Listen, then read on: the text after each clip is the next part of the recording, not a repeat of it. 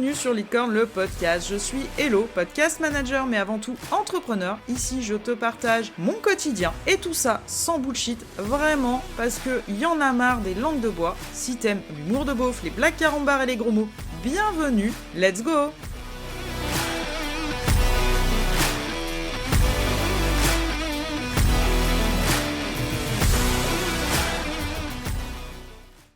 Aujourd'hui, je me suis dit que ça serait intéressant de te parler un petit peu de la manière dont je traite mes épisodes ou de la manière dont je traite mes articles. Parce que oui, créer du contenu, c'est pas que sur les réseaux, hein, et que chaque compétence que tu acquiers dans un domaine peut tout à fait être transverse dans un autre domaine. Donc ici, on va parler de contenu avec un grand C, que ça soit une vidéo dans laquelle tu vas parler, que ça soit un épisode de podcast, que ça soit un post, même si c'est beaucoup trop court pour développer les choses, ou que ça soit des articles de blog ou dans ta newsletter, il y a une ligne directrice qu'il faut suivre, et une ligne directrice qu'on m'a clairement imprimée à coup de punchline dans la tronche à une réunion, au journal. Parce que ce qui fait vendre, ce sont les émotions, et ce qui fait vendre, c'est la passion, aka aussi des émotions, et la manière dont tu transmets le message. Et au cours de cette réunion, le responsable des correspondants a refait un tour sur la manière d'aborder des articles. Parce que oui, il y a des choses qui veulent bien passer dans le journal et d'autres pas du tout. Donc ils ont une ligne éditoriale assez stricte, je te le cache pas, où personnellement je me sens enfermée la plupart du temps, et c'est pour ça que je choisis mes sujets. Oui, je ne traite pas tout parce que les choses pour lesquelles j'ai aucune appétence, aucune passion, aucun intérêt, on va dire, j'ai clairement du mal à angler et incarner le truc. Et c'est bien ces deux mots que le responsable a répété en boucle, il faut angler et incarner vos articles. Sur le moment, j'avais un peu du mal à concevoir le délire, parce que malgré le fait que j'ai à mon actif des très gros articles et des grosses têtes de page qui ont, par retour, en tout cas sur la visibilité en ligne sur le journal, ont bien marché. Visiblement, j'ai pas la même définition du mot anglais et incarné que ce que lui voulait dire. Et il nous a cité un exemple très clair en disant nous, les articles sur les brocantes diverses et variées, sur les vides-greniers, ça nous intéresse pas. Il y a pas si longtemps, je crois que c'était le week-end dernier, mais peut-être que je me trompe. On a tous les ans, chez nous, le vide-grenier des Restos du Cœur. Donc c'est un événement purement caritatif.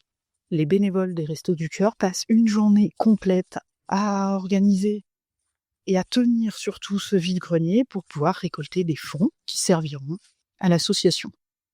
Et tu vois, moi je trouve aberrant qu'on vienne me dire que pour ce genre d'événement, ça n'intéresse pas d'avoir ne serait-ce que la somme qu'ils ont pu récolter avec tout ça, d'avoir un petit peu le ressenti des bénévoles, si ça s'est bien passé, si par rapport à l'année dernière, il y a eu plus de monde, moins de monde, parce que c'est une belle cause quand même. Et donc, je vais te donner l'exemple qu'il a utilisé pour ce genre d'événement. Il nous a dit, moi, je veux pas qu'on me donne des chiffres, je veux pas qu'on me dise ça rapportait tant, machin, ça m'intéresse pas. Ok, pourquoi pas. Par contre, vous passez la journée à chiner un objet absolument insolite et vous racontez l'histoire de cet objet. Ou vous demandez à la personne qui le vend de raconter l'histoire de cet objet. Et dans ma tête, je vais te le dire clairement ce qui s'est passé, c'est je ne suis pas assez payée pour passer une journée là-dessus. Puisque la moyenne à l'heure, si tu ramènes à l'heure, par rapport au prix où tu es payé à l'article, la moyenne est de 3,50 € de l'heure. M'en veux pas, je ne passerai pas 8 heures sur un vide-grenier, ou n'importe quel autre événement d'ailleurs, pour 3,50 € de l'heure. C'est pas possible. Et il a utilisé ces mots. Il faut angler et incarner votre article, sinon ça sert à rien, sinon c'est pas lu, et sinon on n'en veut pas. Pour moi, angler et incarner, c'est trouver un fil rouge. Donc c'est-à-dire tu vas démarrer ton article par une première phrase, et à la fin, tu vas arriver sur le point Z. Ça, c'est angler l'article, pour moi. Et incarner, c'est y mettre de l'émotion. C'est y mettre des ressentis. En gros, c'est faire du storytelling. Mais on n'a pas la même notion de storytelling entre eux et moi. Parce que systématiquement, dans mes articles, quand je mets un tant soit peu d'émotionnel, par exemple, il y a quelques semaines, j'ai assisté à un gros événement qui était les 145 ans d'une société où le patron actuel, tu te doutes bien que c'est pas le tout premier, le patron actuel avait clairement la larme à l'œil, le trémolo dans la voix au moment de son discours parce qu'il a tenu à remercier toutes les personnes qui ont fait que la société est ce qu'elle est aujourd'hui, les personnes qui ont fait ce que lui est aujourd'hui.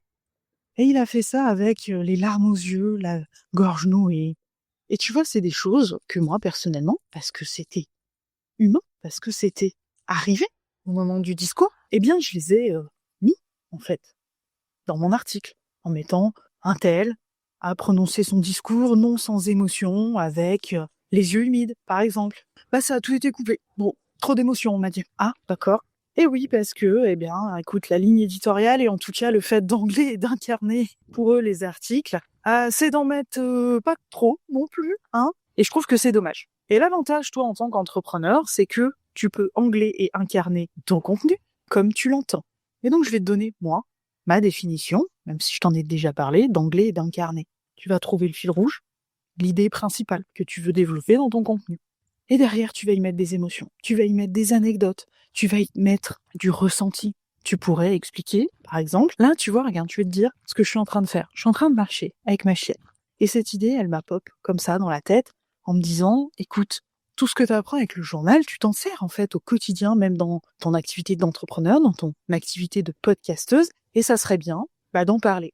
Et donc je suis là, avec Aloha, ma fidèle assistante, il fait à peu près 12 degrés, je suis en train de marcher dans le gravier, de me promener, de prendre l'air, et de te faire cet épisode. Parce que ça me tenait à cœur de te donner des astuces, de te donner cette vision qui peut-être va te débloquer pour tes prochains contenus. Et pendant que je marche là, sur ce gravier, pendant que le vent, en fait, est en train de me chatouiller les cheveux, parce qu'aujourd'hui, on a de la chance, il fait pas trop froid, malgré le fait qu'on soit au milieu de l'automne, on va dire, et que ces derniers jours, on s'est clairement caillé les meules. Ouais, c'était une expression bien d'ici. Mais j'ai la chance de pouvoir te tourner cet épisode dans ce cadre magnifique avec les montagnes autour. Voilà l'exemple concret, pour moi, de ce qui est anglais et incarné. Je t'ai donné l'objectif de cet épisode, et je l'ai incarné en disant ce que j'étais en train de faire, ce que ça m'apportait, en donnant un petit peu du peps, en donnant de la mâche, comme disent les cuisiniers, en te parlant du vent, en te parlant du fait qu'il fait pas trop froid.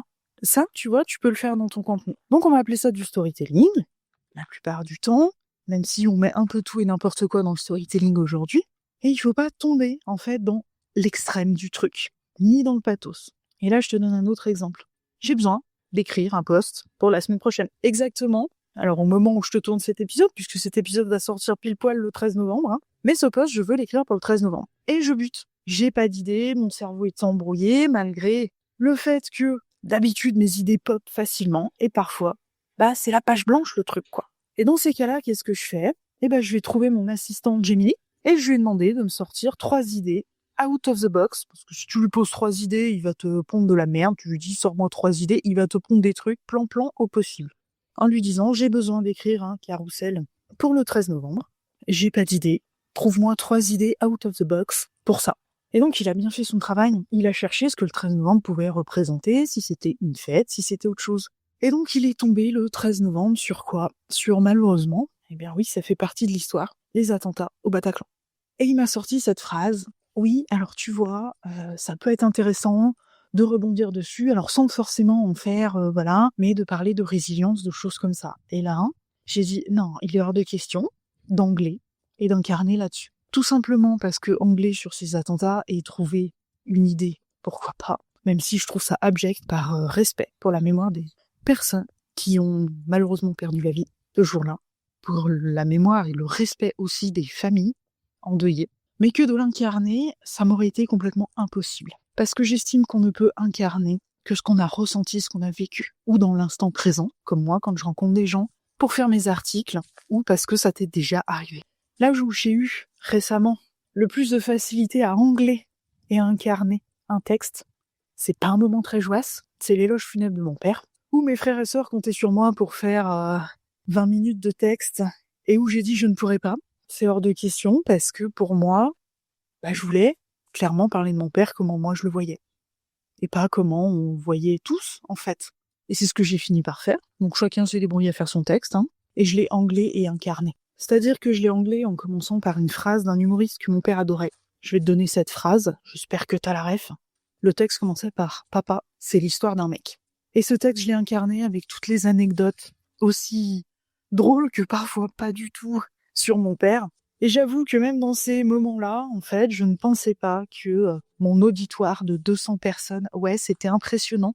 mon auditoire de quasiment 200 personnes allait rire et pleurer au fur et à mesure des anecdotes, et que, en fait, mon père allait être vivant encore quelques instants.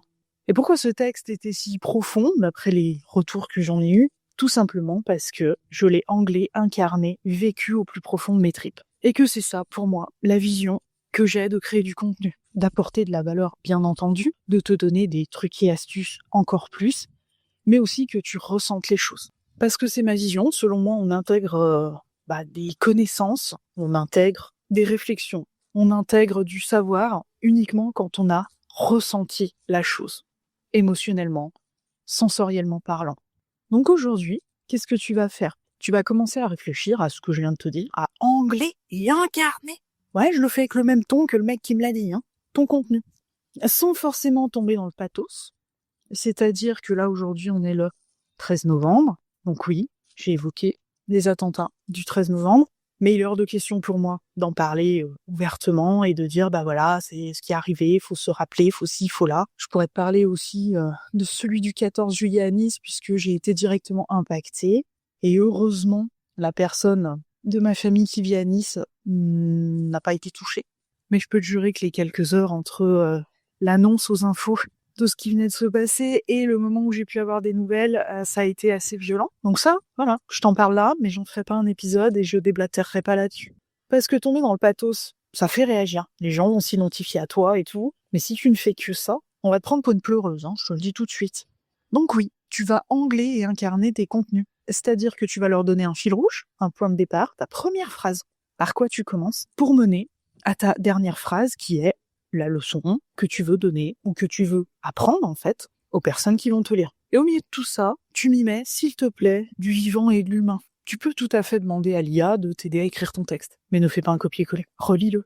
Mets-y tes phrases, mets-y tes anecdotes. Comme ici, je viens de te parler clairement de l'éloge funèbre de mon père. C'est pas le truc le plus joyeux, on est bien d'accord. Mais je pense que c'est un exemple qui t'a clairement marqué. Parce que si tu veux marquer les esprits, faut pas être quelqu'un de lisse. Personne n'est lisse. Faut arrêter. Il faut accepter de donner des choses, parfois pas confortables, pour pouvoir marquer les esprits, pour que les personnes s'identifient à toi. Pareil, tu lances un programme. Pourquoi t'as lancé ce programme? Hormis le fait qu'il va t'apporter de la thune. Soyons clairs. C'est un peu pour ça que tu le fais, non? Mais pourquoi t'as décidé de lancer ce programme? Pourquoi t'as décidé d'accompagner les gens sur la naturopathie? Pourquoi t'as décidé de devenir coach et d'accompagner les gens à? Parce que si c'est pour servir le même discours que tout le monde, oui, moi je suis coach certifié RNCP et je peux t'accompagner à tout déboîter dans ta vie, pas super pertinent. Plutôt que si tu dis, j'ai décidé de devenir coach pour accompagner les personnes en post-burnout, parce que j'en ai moi-même vécu qu'à ce moment-là, j'ai pas trouvé comment m'en sortir tout de suite, qu'il m'a fallu du temps et que j'ai réussi à trouver un coach qui a pu m'accompagner et que ça a été l'étincelle qui m'a fait dire aujourd'hui cette personne m'a aidé, je veux aider d'autres personnes, pas le même ressenti quoi. Donc voilà, n'hésite pas à revenir en arrière, à prendre quelques notes quand même pour te rappeler de tout ce que je viens de te dire, ou alors directement à enregistrer cet épisode, oui parce que tu le peux sur Spotify, le mettre dans une liste à part pour ne pas le perdre, et je vais te souhaiter une belle journée ou une belle soirée en fonction de l'heure à laquelle tu m'écoutes. On se retrouve la semaine prochaine dans un autre épisode, et d'ici là, prends soin de toi.